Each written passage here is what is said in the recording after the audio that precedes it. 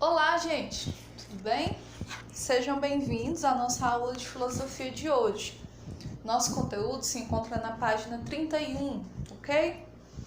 Antes que a gente comece a falar a respeito dos direitos do jovem, eu gostaria de fazer alguns comentários sobre as questões para reflexão da aula anterior, tá?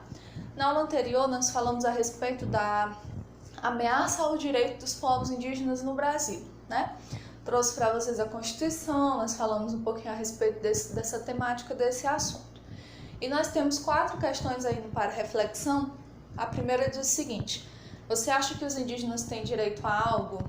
Ela é pessoal, né? Mas foi dito para vocês na aula anterior que sim, os indígenas têm esse direito, é um direito herdado graças à luta, reivindicações, né? Então eles têm esse direito. Segundo, na sua família ou comunidade, alguém que você conhece se destaca pela defesa dos direitos humanos? Quem é essa pessoa? Pessoal. Terceira, se você pudesse falar com algumas das pessoas do texto ou escrever uma carta para ela, o que você diria? Pessoal também. E a quarta, o que você poderia fazer para lutar pelos direitos humanos dos povos indígenas na sua escola, na sua casa ou no seu bairro? Acho que essa é a única questão que eu poderia fazer um comentário com vocês a respeito, né? O que a gente pode fazer? O primeiro passo é conscientizar as pessoas, porque quando as pessoas não têm entendimento, não têm conhecimento a respeito do assunto, elas acham que é normal infringir o direito de outra pessoa. Então, o primeiro ponto, o primeiro passo é exatamente esse: informar para as pessoas que não têm, né, um certo conhecimento de que os indígenas possuem esse direito, que é um direito inerente, que eles conquistaram através de muitas reivindicações e que eles merecem ter esse direito, né? Apesar de tê-los conquistado, como nós vimos anteriormente, muitas vezes os direitos não são realmente efetivados. E esse é o grande problema, porque quando você conquista um direito, mas ele realmente não é trazido na prática, fica uma coisa meio sem sentido, né? Você tem o direito no papel, mas na prática, no vamos ver, aquele direito acaba sendo subjugado, enfim, né? Diminuído. Então, é nesse ponto que eu quero que vocês entendam. Eles têm os direitos, né, que são garantidos pela ONU, pela nossa Constituição, porém, na hora prática, digamos assim, do dia a dia, infelizmente algumas coisas ainda ficam abertas, ainda ficam a desejar em relação a esses povos, certo? Gente, então a nossa aula de hoje ela é super interessante. Ela traz um conteúdo que realmente está destinado para vocês, que são os direitos do jovem.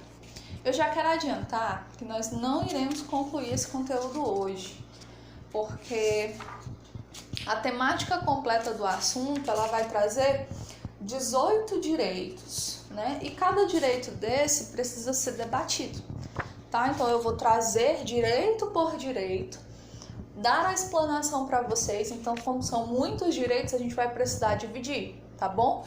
Então, hoje nós vamos tratar dos direitos que vão do artigo 1º até o 9º artigo, tá? Que fica na página 32. Então, vamos lá. Gente, jovens precisam de direito? Claro, né, tia? Obviamente, os jovens, assim como qualquer outro segmento da sociedade, precisam ter os seus direitos garantidos, precisam ter essas seguranças jurídicas efetivadas, ok? Então, os jovens, como uma parcela única da sociedade, têm algumas necessidades que precisam ser respeitadas, precisam ser cumpridas. Como assim, tia? Vamos fazer aqui uma análise. Quando a gente está no início da vida, lá na infância, os direitos que as crianças possuem, direito de crescer com saúde, ter um ambiente equilibrado, para poder ter uma formação equilibrada, para que aquela criança cresça tendo acesso a tudo que ela necessita para poder crescer de forma digna, ou seja, educação, segurança, tudo isso é necessário para que a criança tenha a sua formação, para que ela cresça, né, de forma plena. Quando se chega lá no final da vida, você vai deixar de ter direitos. Quando você chega lá na terceira idade, os idosos vão deixar de ter direitos? De jeito nenhum, os idosos também precisam dos seus direitos. principalmente o direito até à segurança, porque a gente sabe que quando se vai chegando nessa idade, infelizmente, é muito grande a situação de abandono, por exemplo, né, dessa faixa etária. Muitos idosos, infelizmente, vão parar em asilos, porque os familiares não querem cuidar dessas pessoas. A saúde, né, infelizmente, fica mais debilitada por conta da idade, porque o corpo vai necessitando de mais cuidados e os idosos precisam ter essa garantia efetivada. Então, olha como é interessante. Cada grupo da sociedade, levando em conta a sua faixa etária, vai ter necessidades diferentes. Vai precisar de garantias e de direitos fundamentais diferentes ao longo da vida, mas todos precisam ter. E o jovem? O jovem, ele está nesse limiar aí, da infância para a fase adulta, né? Ele está ali em intermédio. Então, quais são os direitos que um jovem tem? Vamos ver aqui no livro de vocês. Em geral, considera-se que os jovens como você têm os mesmos direitos que estão defendidos pela Declaração Universal dos Direitos Humanos da ONU. Ou seja, os direitos gerais que abrangem todos os seres humanos são os mesmos direitos que o jovem possui, né? Que vai ali da infância até a morte, né? O indivíduo tem direitos até depois de lá, na verdade, né? E que são protegidos em cada país. Porém, isso é muito amplo. Por isso, em 1998, um grupo de jovens de distintos países reuniu-se em Taizé, na França, um centro espiritual ecumênico, e interpretou esses direitos da seguinte forma.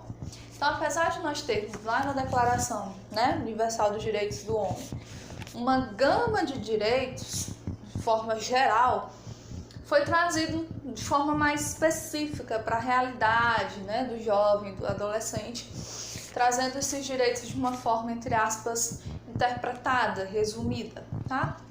Então vamos lá. Primeiro direito. Artigo 1º, o direito à identidade como jovem. Ou seja, você tem que ter o direito de se expressar, de se posicionar no mundo como um ser jovem, que faz parte dessa sua faixa etária. Tia, eu não estou entendendo ainda. Ó, sabe quando as pessoas dizem assim, na minha época isso não existia?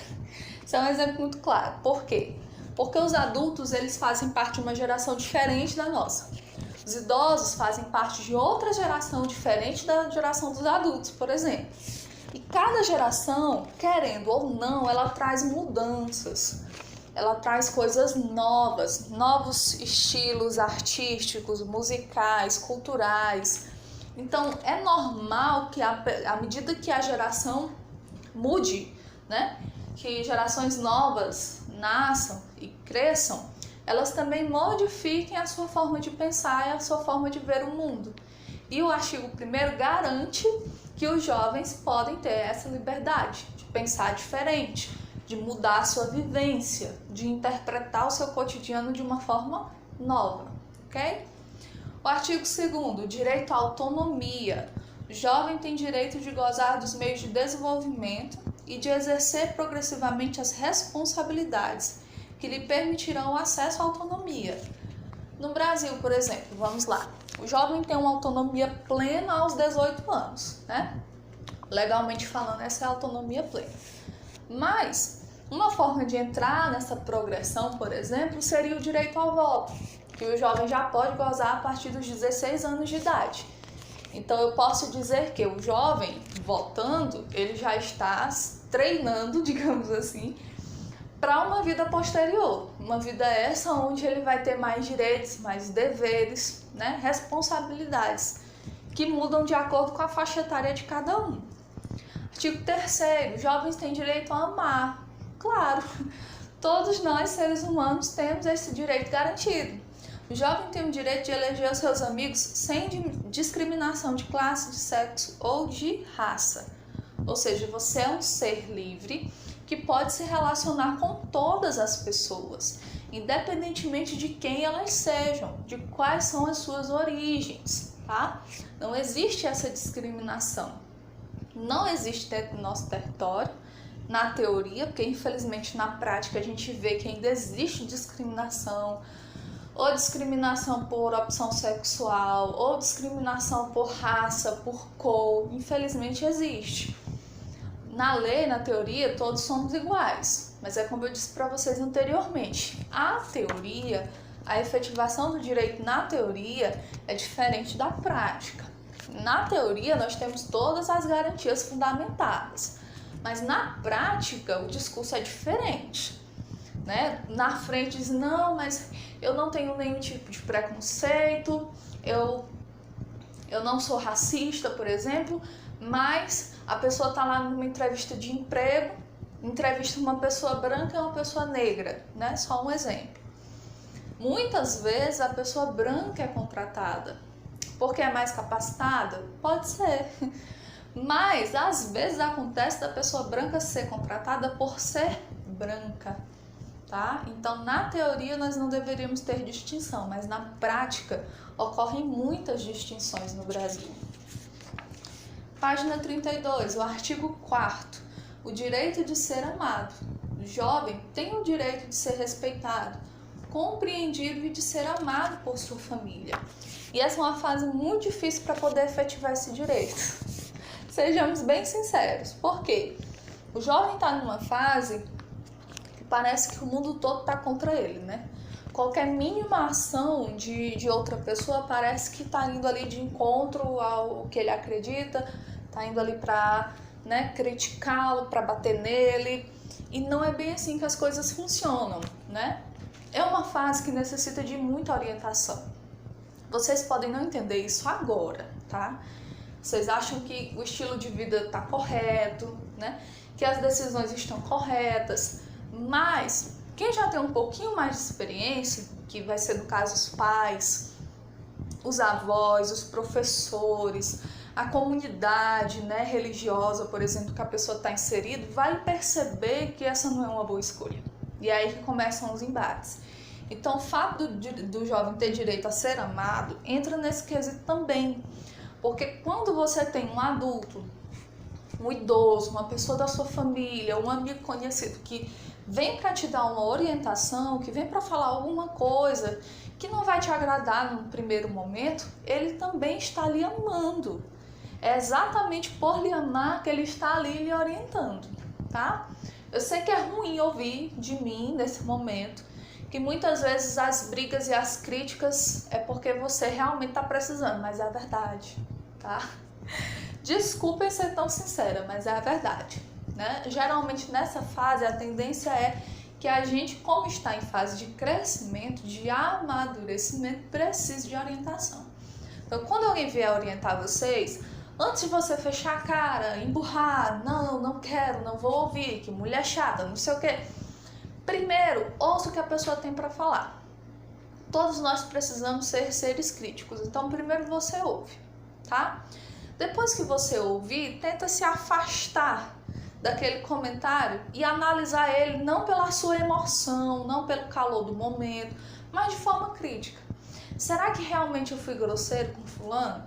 Será que realmente havia necessidade de me expressar com outra pessoa daquela forma? Será que eu estou certo ou certa em tomar essa atitude, essa decisão? Então, muitas vezes, quando nós somos repreendidos, orientados, quando alguém chama a atenção da gente, não é por mal, é porque realmente quer o nosso bem. Porque geralmente são pessoas que têm mais experiência do que nós temos. E elas já conseguem prever ou já conseguem ver o que de errado está acontecendo. E ali o intuito é mesmo que você não cometa o erro, tá? Tem duas formas de aprender. Você pode aprender pelos conselhos. Não faça isso que não dá certo. Não dá certo, então não vou fazer. Ou você pode aprender errando. Como é que o jovem aprende? 99% das vezes vai aprender errando, porque não vai ouvir. Na verdade, o ser humano foi criado para não dar muito ouvido. Essa é a verdade. Brincadeiras à parte, artigo 5º. O direito de ser escutado. Olha, muito interessante. O jovem tem o direito de se expressar livremente, o direito de ser escutado e ser considerado, ainda que a sua opinião difira das ditas pelos adultos. Lógico. Não é porque você é um jovem, um adolescente, que você não possa ter a sua opinião levada em consideração, que as pessoas que estão ao seu redor não possam te ouvir, não possam atender a sua demanda, atender às suas expectativas. Só que para que isso aconteça, a gente precisa ter o mínimo de educação, sabe? O mínimo de bom senso, porque às vezes a gente quer que as outras pessoas entendam a nossa opinião à força, tá? Então você cria logo um drama, você chora, sabe? E aí você fica logo emburrado, cruza os braços, se fecha, não se permite dialogar. Muitas das nossas questões conseguem ser resolvidas através do diálogo, conversando, expressando para outra pessoa aquilo que você está sentindo. Enquanto a gente não puder ter maturidade suficiente para sentar e conversar, muitos dos nossos problemas não serão resolvidos, tá? Tenham isso em mente. Artigo 6º. Tem o direito de ser informado. O jovem tem o direito de receber uma informação objetiva com relação às realidades de nossa sociedade. Quem é que tem essa função de te dar essa informação de forma objetiva? Todos nós. Eu como professora, os pais de vocês, né, como a unidade familiar que vocês pertencem, a comunidade como um todo, enfim. Todos nós somos responsáveis a orientar vocês. Como que é a orientação? Olha, gente, isso aqui é desse jeito. Você tem a opção de escolher e tem a opção de não escolher. Eu te digo que é melhor não escolher. Então, eu tô te informando. Tô te dando os prós e os contras e tô expressando a minha opinião. De certa forma, os adultos têm uma certa responsabilidade, porque nós, de certa forma, condicionamos o comportamento daqueles que estão em um nível inferior ao nosso, de idade, né? Então, por isso que é muito importante você ser rodeado de pessoas que tenham bons exemplos a ser seguidos, de pessoas que tenham uma vida, uma conduta moral positiva para que você possa se espelhar nessas pessoas, né? Artigo 7º, o direito da participação. O jovem tem o direito de montar atividades, de participar delas e de comprometer-se livremente com elas em sua escola ou em seu bairro. Ou seja, se você quer participar de um show, você tem uma banda, né, da qual você acompanha, que você gosta muito. Os meninos, principalmente aqui do 9º ano, eu vejo muito os status dos grupos coreanos, né? Nossa, tio, eu sou muito fã e tal. Você tem todo o direito. É uma forma sua de expressão, né? Você está se expressando. É um gosto particular seu que precisa ser respeitado e levado em consideração. E você, como jovem, tem esse direito. Tem o direito de expressar a sua opinião sobre qualquer tema, qualquer assunto. No caso aí você está expressando o seu gosto, né, particular do meio artístico. Então você é livre para fazer essas escolhas, para expressar também aquilo que você escolheu. Artigo 8º, o direito à vida escolar. O jovem tem o direito a uma vida escolar estável e progressiva, o que equivale a um horário equilibrado que lhe permita tempo livre necessário para as atividades e os intercâmbios entre alunos e professores. O que significa isso, tia? Todos nós passamos por esse período escolar, nós precisamos ter um horário específico para que isso aconteça. Nesse momento, por conta do isolamento, nós estamos com esses horários. Os horários de envio das aulas são certinhos, né? Agora, os horários de acompanhamento dessas aulas já fica mais flexível por conta da sua disponibilidade, você que está me assistindo. Mas antes do isolamento acontecer, nós tínhamos o nosso horário correto de funcionamento escolar, digamos assim. Então, todo mundo já sabia. Horário normal de aulas, de 1h da tarde, começando lá 1h10 com a nossa formação, até 6h, nos dias que tínhamos 6 aulas, ou então no dia que tínhamos 5 aulas, saíamos às 5h20, né, se não me engano. Então nós temos esse horário. Sabíamos também que as aulas de educação física ficavam no contraturno, então você tinha que separar um dia na semana, um horário pela manhã para poder ir para a escola fazer aula de educação física. Então até nisso vocês têm direitos. Você tem que ter o direito de passar o seu período escolar, né? O momento que você vai estudar ali na escola, né? Cumprindo com as suas atividades, mas também tem o direito ao seu momento de descanso, ao seu contraturno, ou seja, à tarde você está na escola, mas pela manhã você tem o seu tempo reservado para uma outra atividade, ou então para não fazer nada, por que não, né? Fazer nada é ótimo, mas você tinha essa liberdade, né? Hoje é porque na nossa situação atual, falar um pouquinho a respeito desse horário, né, certinho, fica um pouco complicado por conta da flexibilidade das nossas aulas virtuais. E o artigo 9º, para a gente poder encerrar a discussão de hoje, porque nós vamos nos estender bastante em relação a elas, é o direito a oportunidades iguais. O jovem tem direito a uma educação não seletiva e não competitiva. Tio, o que significa isso? Gente, nós não precisamos ir muito longe para entender que nós vivemos em uma sociedade extremamente desigual. Seja em relação às raças, né, que na teoria é para ser igual, mas na prática não é. Seja pela desigualdade econômica de algumas famílias que são mais abastadas, enquanto outras, né, enfrentam mais dificuldade. Enfim, há uma série de fatores que acaba dividindo a nossa sociedade em grandes blocos. Então, esse direito significa o seguinte: o jovem que saiu da periferia, né, do bairro mais pobre da cidade, por exemplo, que está ali na sala de aula para estudar, tem o mesmo direito que o jovem que saiu do bairro de classe alta, que veio, né, escoltado pelo segurança da família e que chegou para assistir a aula. Entenderam? São os dois jovens que podem estar na mesma faixa etária, que podem pertencer à mesma cidade, vêm da mesma região do Brasil, por exemplo, do mesmo lugar, porém que têm duas realidades, duas vivências totalmente diferentes. Porém, quando aqueles jovens estão ali em sala para receber o conteúdo da informação, na teoria, o direito é que eles tenham a mesma educação, que eles tenham acesso ao mesmo tipo de conteúdo, para que essa diferença que já existe, né, essa desigualdade econômica que já existe, não se torne ainda mais acirrada, para que não haja ainda uma seleção ainda maior entre esses dois grupos, tá?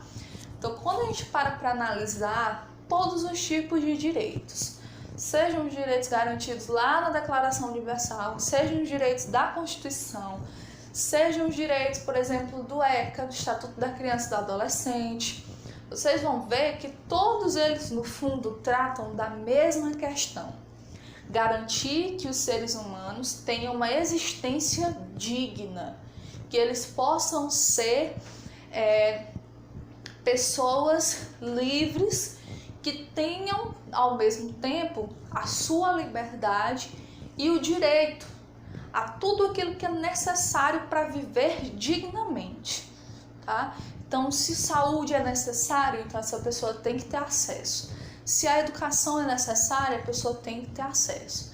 Se para viver dignamente você precisa de segurança, trabalho, lazer, se tudo isso compõe as necessidades daquela pessoa para viver dignamente, então ela precisa ter acesso.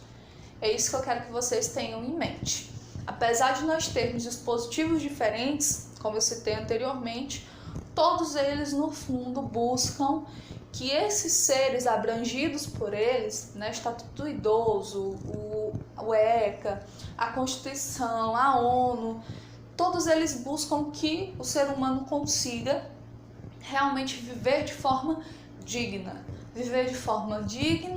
plena, para poder alcançar aí no futuro a felicidade. Reflexões realmente filosóficas, né? Então, nossa aula de hoje encerra. Olha que bênção, encerrou e não tem atividade. Meu Deus, eu ouço palmas, eu ouço gritinhos, mas não temos atividade hoje porque o conteúdo ainda vai continuar na semana que vem, tá bom? Então, quero que vocês fiquem com as análises dos artigos 1º, no caso até o artigo 9º, e na semana que vem nós analisaremos isto do 10º até o 18º artigo, ok? Até a nossa próxima aula.